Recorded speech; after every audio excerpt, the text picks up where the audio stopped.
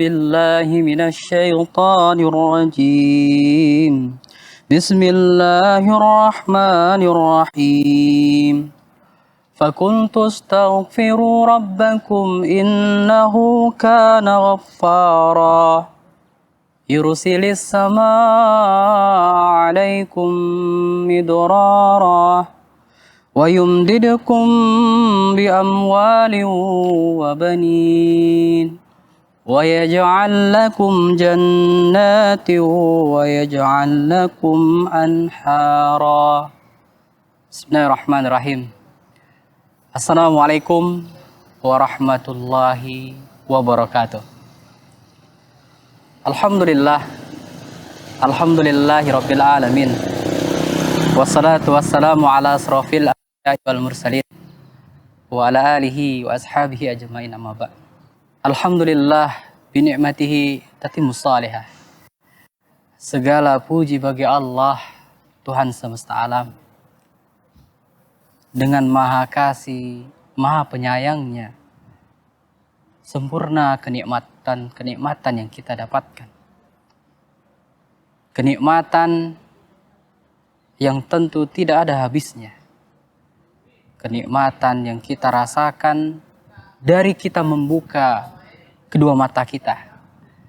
Kita membuka mata kita, kita langsung mendapatkan nikmat yang besar. Kita dapat masih melihat, kita dapat masih merasakan segarnya udara. Kita masih dapat merasakan panca indera kita berfungsi sebagaimana biasanya. Maka sudah sepantasnya kita bersyukur. Maka benar apa yang Allah sampaikan dalam surah Ar-Rahman, Allah ulang berkali-kali untuk kita. Fabi ayyi ala rabbikuma tukadziban. Nikmat Allah yang mana lagi? Nikmat yang mana lagi yang hendak kita dustakan? Ini menunjukkan saking banyaknya nikmat yang Allah berikan kepada kita. Nikmat yang tidak ada habisnya. Bahkan kita tidak akan mati. Ajal tidak akan datang menjemput kita sebelum rezeki nikmat kita habis untuk kita. Sebelum jatahnya selesai, maka kita akan terus hidup dan menikmatinya. Namun sayang, 1000 kali sayang, kebanyakan dari manusia tak pandai bersyukur. Bahkan tidak bersyukur dengan apa yang Allah berikan kepadanya. Maka benar Allah berfirman dalam surah As-Saba. Ayat 13 Allah katakan di sana. Wa qalilum min ibadiyas syakur. Hanya sedikit dari hambaku Allah katakan, yang pandai bersyukur. Pandai bersyukur terhadap nikmat yang Allah berikan kepadanya. Ya, semoga kita termasuk orang yang sedikit ini. Karena orang yang sedikit inilah yang dikatakan banyak dalam Al-Quran yang akan menghuni neraka, menghuni surga. Orang yang sedikit inilah yang dikatakan orang yang selamat. Bukankah jelas dalam surah Al-Asr dikatakan illalladzina amanu, kecuali yang hanya sedikit. Dari wal asr, sesungguhnya manusia dalam kerugian. Innal insana lafi khusr, sesungguhnya manusia itu dalam kerugian. Sesungguhnya semua manusia kecuali sedikit. Ya, semoga kita termasuk orang yang sedikit ini, kaum muslimin yang dimuliakan Allah. Yang mana kebanyakan dari kita, kebanyakan dari manusia melakukan dosa-dosa yang tak terhitung jumlahnya. Yang bisa jadi, bahkan ini tanpa kita sadari menjadi penyebab utama, faktor utama kesulitan atau juga kemelaratan yang kita hadapi. Ya, banyak orang yang mengeluhkan betapa sulitnya hidup di zaman saat ini. Betapa beratnya beban hidup. Betapa lamanya merasakan sakit. Betapa seringnya dia merasa terzolimi. Betapa hidup terasa sempit. Ya, masih banyak lagi segudang keluhan segala sesuatu yang membuat diri kita merasa tidak enak, tidak nyaman. Namun tahukah Anda, ternyata faktor utama yang menyebabkan kesulitan hidup kita tak lain tak bukan disebabkan ulah kita sendiri.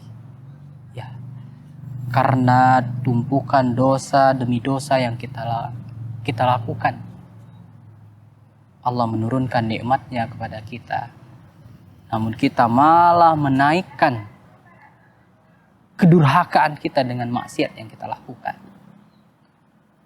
Kaum muslimin yang dimuliakan Allah, ya, di sini tempatnya kita ingin kembali, tempat untuk kita memulai lagi dari titik nol, memulai lagi untuk mencari ridhonya Allah. Yang bisa jadi selama ini kita lalai, kita jauh, sehingga Allah pun jauh dari kita. Karena ketika kita datang menghadap Allah, Allah akan mendatangi kita, membukakan pintu rahmatnya seluas-luasnya, pintu ampunan Allah, sebagaimana kita dapati dalam Al-Quran yang tadinya di awal kita sampaikan, faqul tastaghfiru rabbakum innahu kana ghaffara. Faqul tastaghfiru rabbakum. Di sini diperintahkan agar kita beristighfar, meminta ampun, bertaubat kepada Tuhan kita, kepada Allah. Innahu kana ghaffara. Karena sesungguhnya Allah adalah Maha Pengampun. Ghaffara artinya Dia mengampuni, memaafkan hambanya walaupun berkali-kali melakukan dosa, walaupun berkali-kali jatuh dalam lembah kemaksiatan. Allah masih membukakan pintu maafnya, Allah masih membukakan pintu ampunannya. Ya, Ghaffara dimaknai oleh ulama kita yang ketika seseorang dia betul-betul datang kepada Allah dengan dosanya, dosa yang tidak sedikit, ada yang sepenuh langit dan bumi, sebanyak buih yang ada di lautan, pasir di tepi pantai, dan lain sebagainya. Namun Allah katakan, la ubali, aku tidak peduli dengan dosa yang begitu banyaknya ketika engkau datang menghadapku dan memohon ampunanku. Kaum muslimin yang dimuliakan Allah, insyaallah kita akan lanjutkan kembali setelah beberapa jeda berikut ini.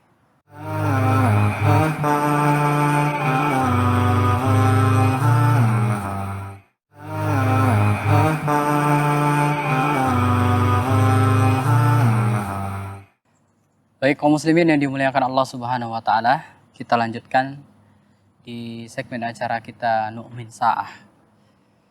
Ya, berbicara tentang dosa. Siapa di antara kita yang tidak melakukannya? Siapa di antara kita yang selamat dari berbuat dosa? Sampai Rasulullah mengeluarkan atau mengatakan dalam hadisnya, kullu bani Adam khata' wa khairul khata' tawwabun. Setiap bani Adam, setiap manusia, dia pasti melakukan yang namanya dosa. Lalu sebaik-baiknya manusia adalah mereka yang bersegera untuk bertaubat.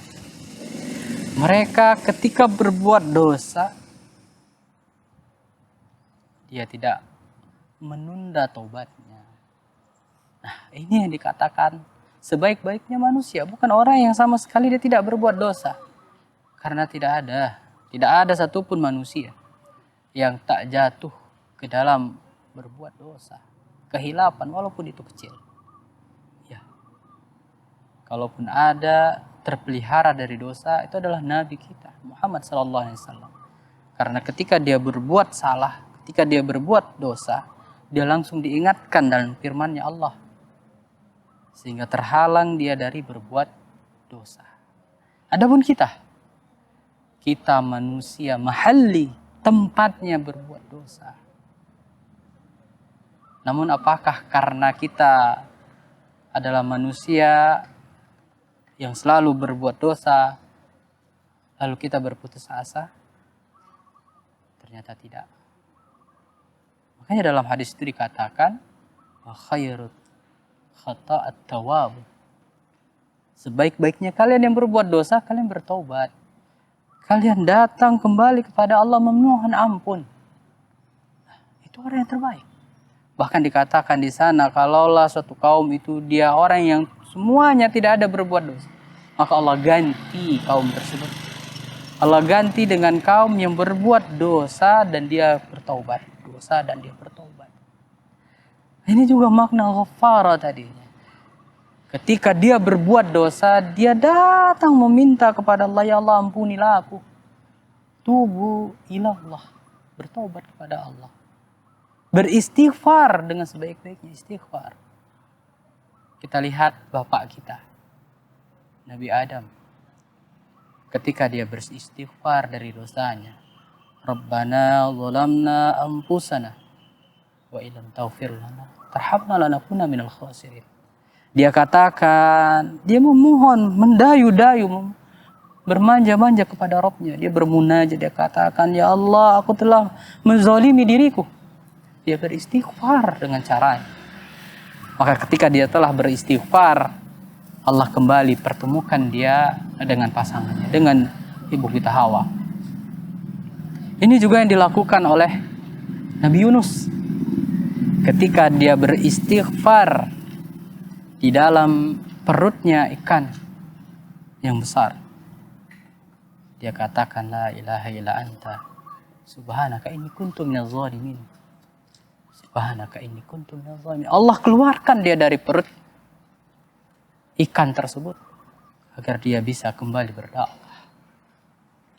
Ini dia Nabi Musa.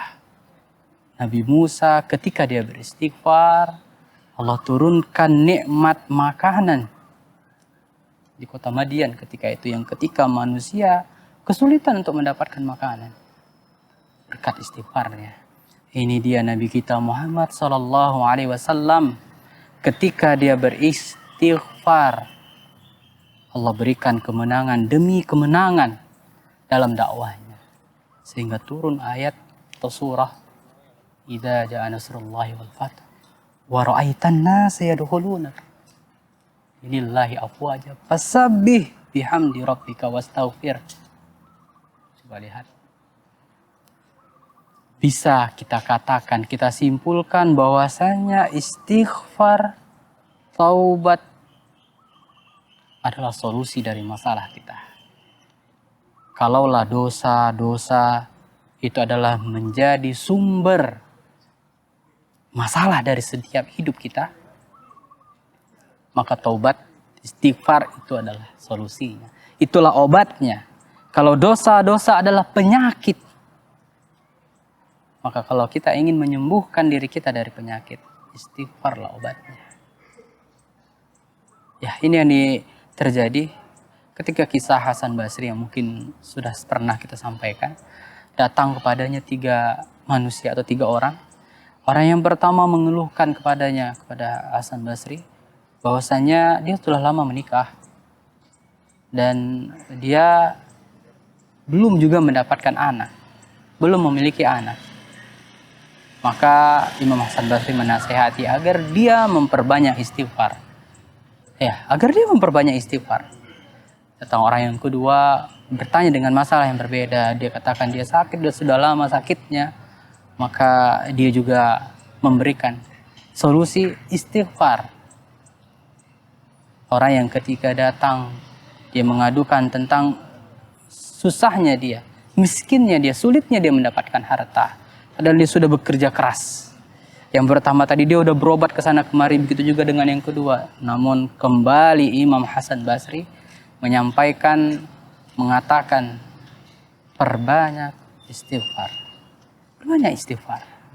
Maka setelah mereka beranjak, bertanya istrinya, atau dalam riwayat lain, murid-muridnya bertanya, ya wahai imam, wahai suamiku, mereka mengadukan kepadamu 3 permasalahan yang berbeda, namun kau berikan hanya 1 solusi. Maka Imam Hasan Basri mengatakan, tidakkah kau melihat Tidakkah kau membaca ayat yang menyatakan fakultus taghfiru rabbakum innahu kana ghaffar yursilis sama alaikum midrara wa yumdidukum bi amwali wa bani wa yaj'al lakum jannati wa yaj'al lahum anhar. Dalam ayat ini dikatakan ketika kita memperbanyak istighfar kita, yursilis sama alaikum midrara, maka Allah berikan, kirimkan, yursilis, kirimkan kepada kalian, yursilis sama alaikum midrara, air hujan yang dikatakan di sana hujan adalah pembawa rezeki. Allah kirimkan, datangkan kepada kita.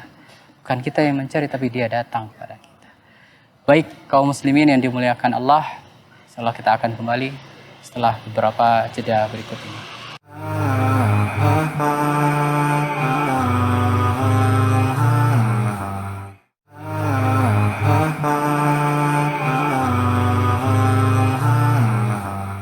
Baik kaum muslimin yang dimuliakan Allah Subhanahu wa taala, kita lanjutkan kembali di segmen acara Nu'min Sa'ah, berbicara tentang dampak buruk dari dosa.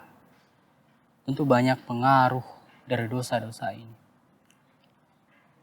Banyak di antara ulama-ulama kita terdahulu yang mereka merasakan sesuatu dampak dari dosanya. Ada yang mengatakan, aku tahu kalau aku sudah melakukan dosa, melihat dari bagaimana perangai anak dan istriku.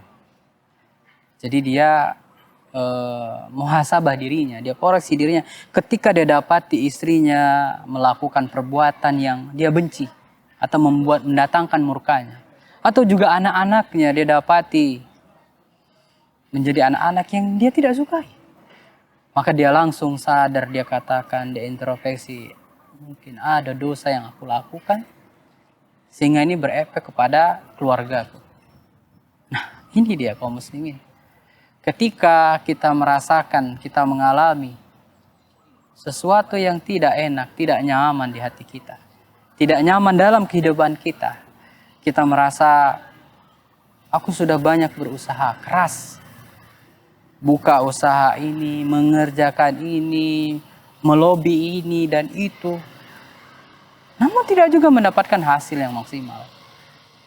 Bahkan aku kesulitan mencari nafkah tersebut. Ada yang dia sudah berulang kali untuk mencari pasangannya, kesana kemari, namun tidak ada yang cocok baginya. Dia rasakan susah dia mendapatkan pasangan tersebut. Ada orang yang mengeluhkan sakit yang dia rasakan yang cukup panjang dan lama sampai habis kesabarannya. Maka kita katakan, perbanyak istighfar. Perbanyak istighfar. Karena engkau akan bahagia. Karena engkau akan senang nantinya melihat dalam catatan amalmu banyak catatan istighfar. Dan istighfar yang kau ucapkan, yang kau rutinkan, itu akan menjadi solusi dari masalah yang kau hadapi. Sebagaimana banyak di antara ulama-ulama kita. Ibnu Taimiyah pernah mengatakan, ketika aku menghadapi masalah yang cukup berat, yang aku merasa tidak sanggup untuk menjalaninya atau menghadapinya, maka aku beristighfar sampai lebih dari 1000 kali. Setelah itu Allah mudahkan jalan tersebut. Allah bukakan jalannya semudah-mudahnya. Maka ini, coba amalkan, coba praktekkan. Ketika Anda mengalami, aku punya hutang yang cukup besar, banyak. Coba amalkan yang satu ini. Setelah Anda berusaha ini dan itu, cobalah beristighfar. Karena dengan istighfar, Anda membuka jalan tersebut. Dosa-dosa yang kita lakukan diibaratkan bagaikan pipa saluran air yang besar, yang dia mengalirkan atau menyampaikan air yang mengalir. Namun disebabkan karena dosa-dosa yang kita lakukan, dia bagaikan sampah-sampah yang menghambat jalannya air. Sehingga terhambat pula lah rizki yang Allah turunkan kepada kita karena dosa yang kita kerjakan. Maka bagaimana cara membersihkannya? Bagaimana agar ini kembali mengalir? Amalkan istighfar. Dia adalah pembersih dosa-dosa yang kita lakukan. Ketika setiap saat lisan kita gunakan untuk beristighfar. Kita gunakan ketika kita menunggu. Di masa-masa menunggu kita gunakan untuk beristighfar. Ketika mengantri, ketika di lampu merah, atau ketika kita menunggu. Jangan sia-siakan. Karena betapa banyaknya orang-orang yang menyesali. Karena sikitnya dia beristighfar kepada Allah. Ya laitani qaddamtu li hayati. Ya Allah, betapa ruginya aku dulu. Tidak benar-benar mempersiapkan amalku untuk hari ini. Untuk masa di mana masa tersebut adalah masa perhitungan. Di sekarang ini adalah masa beramal, nanti dihitung. Nanti ada masa semua dihitung, gak ada lagi amal. Nah, untuk masa seperti inilah kita persiapkan. Sebaik-baiknya bekal adalah bertakwa kepada Allah. Dan takwa ini membuat kita semakin mudah dalam hidup kita. Wa may yattaqillaha yaj'al lahu makhraja. Orang yang dia bertakwa kepada Allah, maka Allah mudahkan jalannya. Allah mudahkan jalannya. Nah, adapun yang lain dari dampak pengaruh buruk dari dosa adalah terhalangnya seseorang dari ilmu. Terhalangnya seseorang dari ilmu agama khususnya. Orang yang selalu bermaksiat Allah halangi. Bukankah dalam hadis lain dikatakan, "Wa may yuridillahu bihi khairan yufaqihu fiddin." Barang siapa yang Allah inginkan kebaikan baginya, maka Allah mudahkan untuknya paham dengan agama. Sebaliknya, kalau Allah tidak inginkan kebaikan baginya, maka Allah halangi dia dari ilmu. Maka Allah buat dia tidak peduli dengan ilmu. Allah jauhkan dia dari ilmu. Ya, itu akibat dosa yang kita lakukan. Imam Syafi'i pernah dinasehati oleh gurunya, Imam Malik. Dia mengatakan, aku melihat padamu, hai muridku, cahaya ilmu yang Allah titipkan. Maka jagalah dia. Jagalah cahaya tersebut dan jangan kau padamkan dengan maksiat. Ya, al-ilmu nuran wal ma'asi yutfi'u. Ilmu itu adalah cahaya dan maksiat adalah yang memadamkannya. Imam Syafi'i juga pernah bertanya kepada gurunya Waqi'. Dia bertanya, dia mengeluhkan tentang buruknya hafalannya. Imam Syafi'i, kita tahu dia imam besar, tapi dia juga merasakan kalau dia melakukan kesalahan. Dia keluhkan, sakautu, aku mengadukan kepada Waqi' guruku tentang buruknya hafalanku. Maka apa kata guruku?